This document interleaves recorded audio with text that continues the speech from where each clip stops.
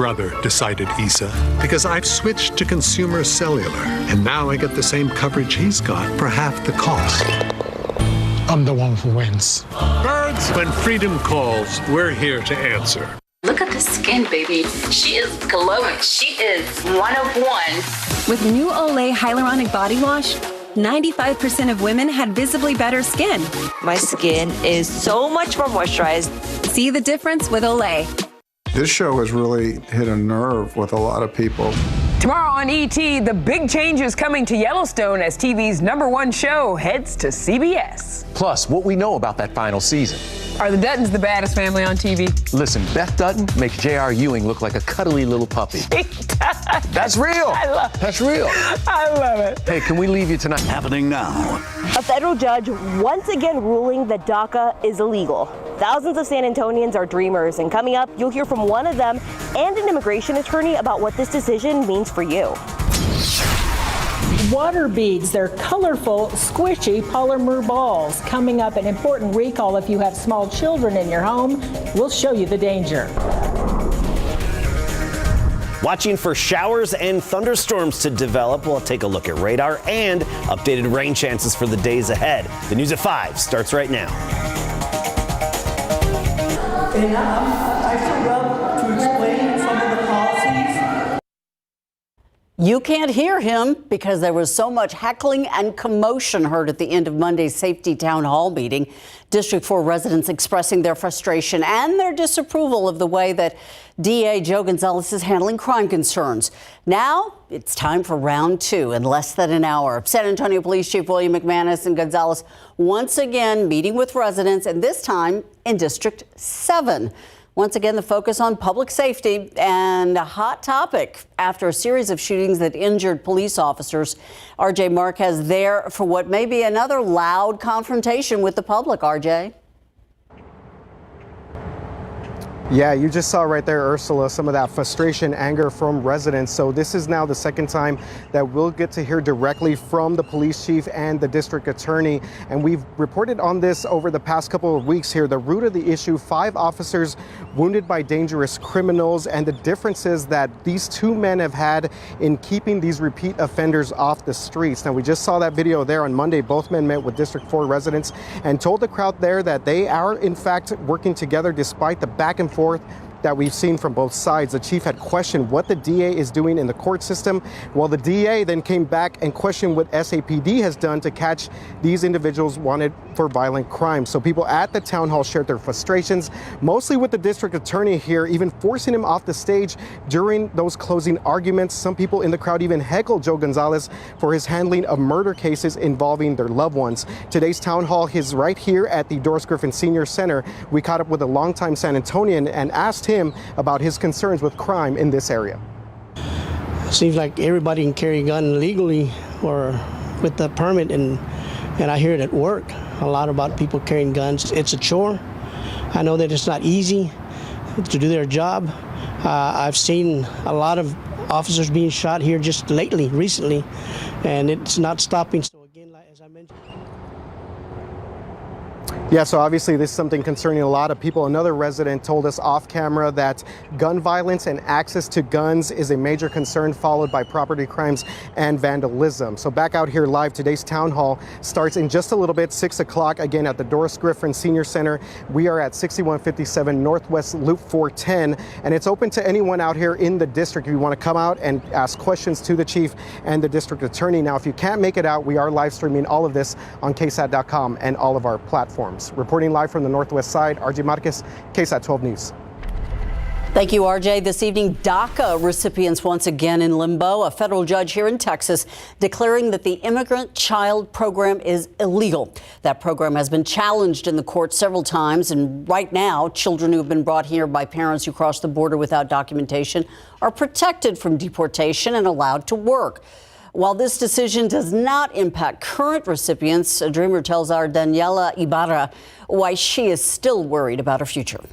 Andrea Ramos says the U.S. is her home. The 27-year-old got her driver's license, worked at the mall, and graduated from UTSA, all because of DACA.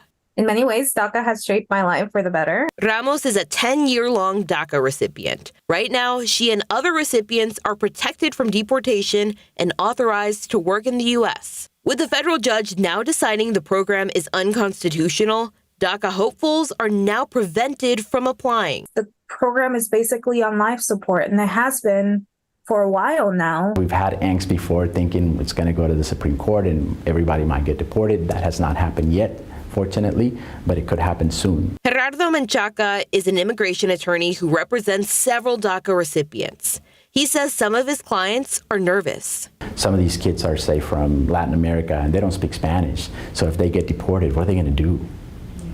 How are they going to fit in? How are they going to work? Menchaca estimates there are 30,000 Dreamers living here in San Antonio. That's about a quarter of all Texas Dreamers. Even if you aren't one, he says this ruling could impact you. A lot of my DACA recipient clients have professional licenses, college educated, they have mortgages and car payments, and all that is going to have repercussions in the San Antonio economy. Even though I have done all these wonderful things, it doesn't matter because another judge can take that away from me. While her future is uncertain, Ramos says this country is where she belongs. Ramos is working on her master's degree at NYU, hoping to help other immigrants like her. I will continue to fight. I will continue to advocate for our community in San Antonio and Texas, across the country. Danielle Ibarra, KSAT 12 News. Police still searching for the man who opened fire on the west side last night, then took off, leaving another man to die from his wounds. The shooting happening just after 11 o'clock here in the 100 block of San Nicolas Walk. That's near South Hamilton Avenue and Merida Street. Police say that the victim was fighting with another man, and witnesses say they heard multiple gunshots, then saw a man running away. The victim was rushed to the hospital in critical condition. He did not survive. That suspect still on the loose. A popular kids' toy with a deadly outcome. Thousands of what's called water bead kits are now being recalled. The colorful beads expand into water, and that's exactly the danger. 12 News size Marilyn Moritz shows us what they do inside a child's body and why a San Antonio mom wants more than just a recall. Water beads. They're colorful, squishy, and risky in the hands of small children. Now, Buffalo Games is recalling its popular Chuckle and Roar Ultimate Water Beads Activity Kits, sold at Target. This comes after reports that a 10-month-old girl died in July and a 9-month-old baby suffered serious injuries after swallowing water beads. So let me show you the problem. These beads start off very tiny, but when they're wet, they grow to the size of marbles or even larger. And if a child swallows them, they can block their intestines or their airway. I felt relieved. But Mom Ashley Hogan says the recall is not enough because water beads are made and sold by many different companies. I want them to ban water beads as toys. They are not safe and they should never have been marketed as a toy. Hogan's daughter Kipley became violently ill as a baby. Exploratory surgery revealed she'd swallowed a different brand of water bead. Hogan says this vibrant little girl still suffers the effects. But because slimy.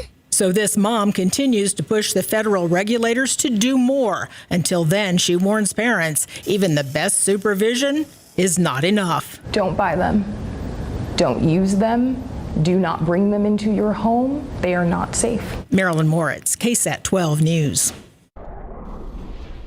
And we have some areas of rain we're watching on the radar screen. First of all, north and east of San Antonio. That's where we have some outflow boundaries that are coming together and colliding, and that can cause some further development over the next few hours. You see these green lines on the screen? Those are those outflow boundaries. When they collide, they develop new showers and storms. Also, some activity developing in the hill country we're watching closely. We'll have a deeper dive into this activity in just a little bit. But our best opportunity for rain is between 8 p.m. and midnight tonight. We give it that 40% chance. So scattered, not everybody's going to get it, but I do think a good chunk of our area will actually see some rain. And some of us did last night, early this morning. Right now, Del Rio, 100 degrees, 103 in Floresville, 0.08 inches in Mico, but Bernie, Rick's backyard, picked up 0.3 inches of rainfall last night and early this morning. A closer look at those storms and the timing of them and tomorrow's storm chances in just a bit.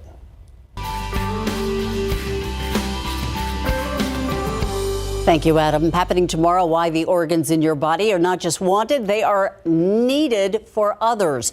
KSAT and our community partnership hosting a phone bank with staffers from the Texas Organ Sharing Alliance. With more than 104,000 people waiting for an organ donation, this phone bank is an opportunity for those considering to donate to get the information they need.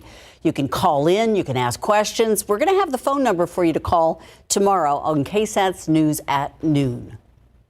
And we at KSAT are gearing up for another community event. It is truly close to our hearts. This year's Head for the Cure 5K coming up, and we want you to join us. The Head for the Cure is next Saturday, September 23rd.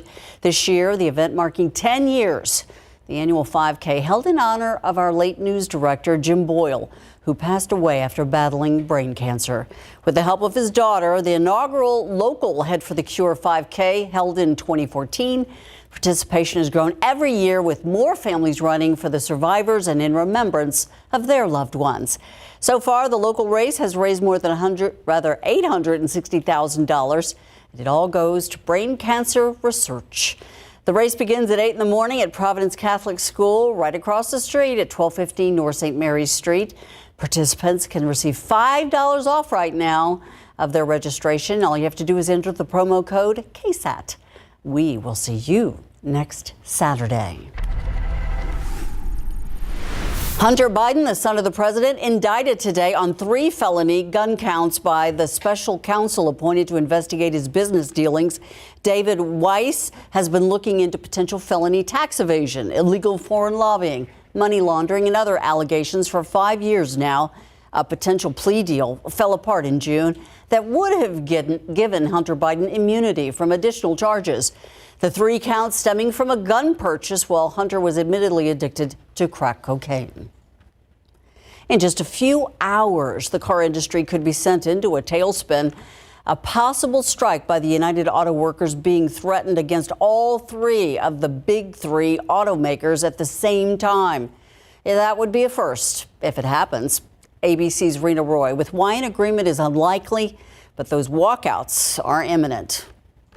The clock is ticking down to a potential strike by the almost 150,000 member United Auto Workers Union that could have a major impact on the U.S. economy. For the first time in our history, we may strike all 3 of the big 3 at once. The union's president announcing plans to strike with no deal in sight despite weeks of negotiations with the big 3 U.S. car makers, Ford, GM, and Chrysler owner Stellantis. From cost of living allowance to wage increases, we do not yet have offers on the table that reflect the sacrifice and contributions our members have made to these companies. UAW members are calling for a 40% wage increase over the next 4 years, a figure they say matches what the CEOs for the companies earned, a return to pension plans, retiree health care, and a 4-day work week. It looks on paper like we're asking for a lot, but a lot of people have been left behind. Union members pointing to a decade of record profits for the automakers and huge CEO salaries in their fight for a better contract. I don't mind them making that money, but I think we need to take care of the employees. But the companies saying the union demands are unrealistic, especially as the industry struggles to transition to electric vehicles. We're literally fighting for the future of automotive manufacturing in our country. But we're optimistic we'll find a way forward. The deadline is at midnight. The union plans to strike at targeted auto plants across the country. Rena Roy, ABC News, New York. Going to take a look outside with your traffic authority cameras, and this is I-35 South at Loop 410, and you can see traffic moving southbound is slow going. No big reason for that, just that it's rush hour, and you can see as the traffic merges on, it's going even slower down the road. One of San Antonio's own climbing to the rank of Brigadier General, now returning home with encouragement for those who could follow.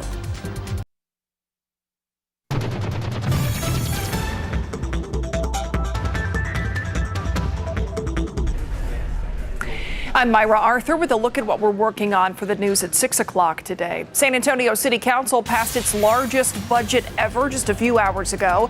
But it wasn't the jump in animal care services funding or a record number of new police officers that took center stage today.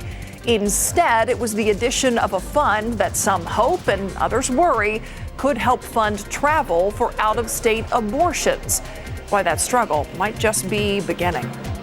Plus, it's been exactly 1 year since 49 migrants were flown out of the Alamo City to Martha's Vineyard at the state of Florida's expense. Today, we are learning the criminal investigation filed by the Bexar County Sheriff's Office into that flight might actually help those migrants stay in the U.S. We'll explain why. Plus, a brand new KSAT Explained is coming your way today at 6. A trip down memory lane for a brigadier general in hopes of inspiring children to pursue a future in the military. U.S. Army Brigadier General Ronald Sullivan returning to the Alamo City and Highlands High School today. This morning, Sullivan talking with ROTC and junior ROTC cadets about his journey at Fort Sam Houston High School and his experience going through the ranks. It's part of a workshop where cadets are learning about the avenues to success after high school. Being back makes me feel like I can see myself in them. So in 1984, being a brand new cadet at Sam Houston High School, as a cadet, I had no idea where I'd be 30 years later, 40 years later. That was at Sam Houston High School. Sullivan says these visits are important so young cadets can see people living and working in posts that they could climb toward. Look at that, under 100 degrees, clouds in the sky, rain last night for a lot of folks, rain maybe even tonight. Yeah, we will have some rain tonight. It's just a matter of exactly when and where. We're in a messy weather pattern, just not a very well-defined weather pattern. So like I've been saying for a few days, rain likely, but the location is going to be luck of the draw. And a lot of it's going to be wait and see, especially as we get into tomorrow afternoon and tomorrow night. But the key is no more triple-digit days ahead of us. We're going to stay in the 90s for highs. Okay, take a look at the radar, Weather Authority radar. And you don't see anything around San Antonio. We're not expecting anything for maybe a few more hours. But let's go off to the east of town where we have those green lines on the screen. Those are outflow boundaries from pre-existing showers and storms, and they kick up little leaves and insects, and so that's why you can actually detect them on the radar. But these outflow boundaries are starting to collide.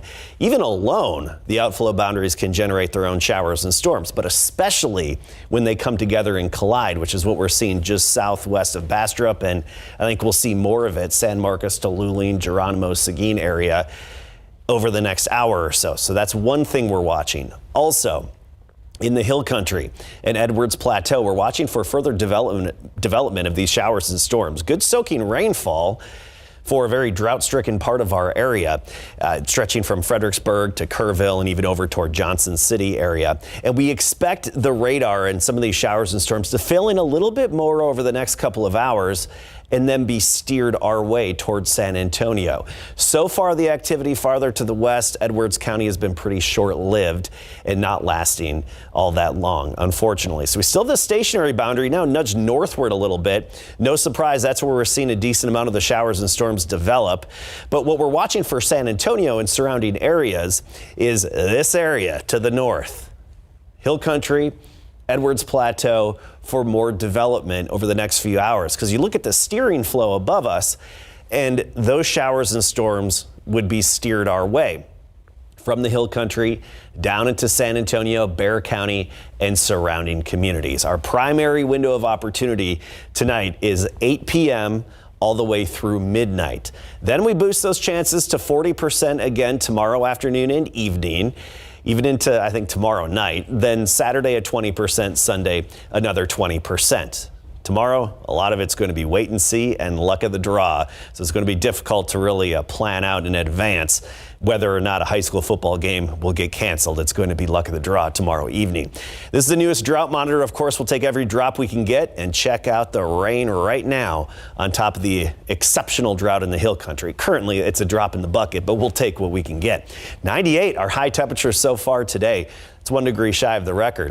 104 though in Cotulla, 100 Carrizo Springs, Pleasanton 102, generally in and around Bexar County. We're in the upper 90s. Tomorrow, we start the day at 76, 10% chance of a shower first part of the day, 40% chance tomorrow afternoon and evening. 93 the high temperature here in town, but you get into the hill country and we'll have some upper 80s. We're going to have another look at these rain chances and talk more about the situation with the radar update coming up at 6 o'clock.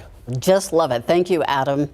Football season just starting. Football injuries beginning to take a toll. Yeah, so the Cowboys dealing with a handful of guys who are injured right now, including wide receiver Brandon Cooks, who has a slight knee injury. So what is his status for the game coming up on Sunday? And in high school ball, Southwest Dragon Z Voss is built Ford Tough. Coming up.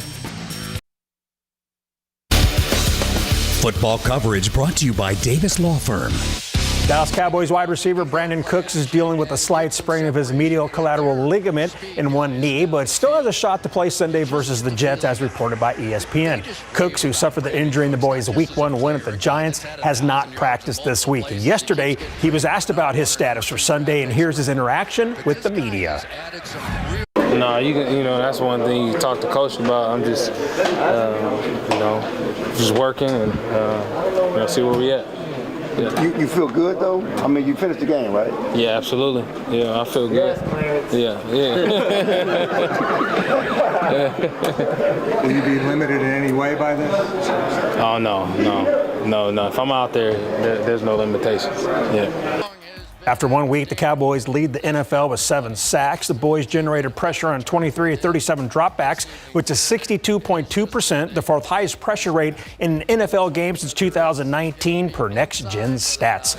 Houston Texans rookie linebacker and second overall draft pick Will Anderson Jr. will get his first taste of the Texans-Colts rivalry. Last Sunday in his pro debut, he had 6 total tackles, 4 solo, 1 sack, 1 tackle for loss, and 2 QB hits. He finally took down Ravens quarterback Lamar Jackson early in the fourth quarter for his first pro sack. Now the young man is hyped to play in his regular season home opener in Houston.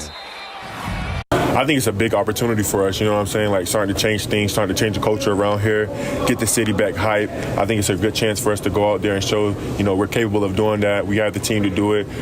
Guys are super excited, and, we're just ready to go out there and play in front of the fans, you know what I'm saying? And we just hope that we can get all their support and love and everybody cheering, everybody staying to the end of the game and, just giving us all the support that we need.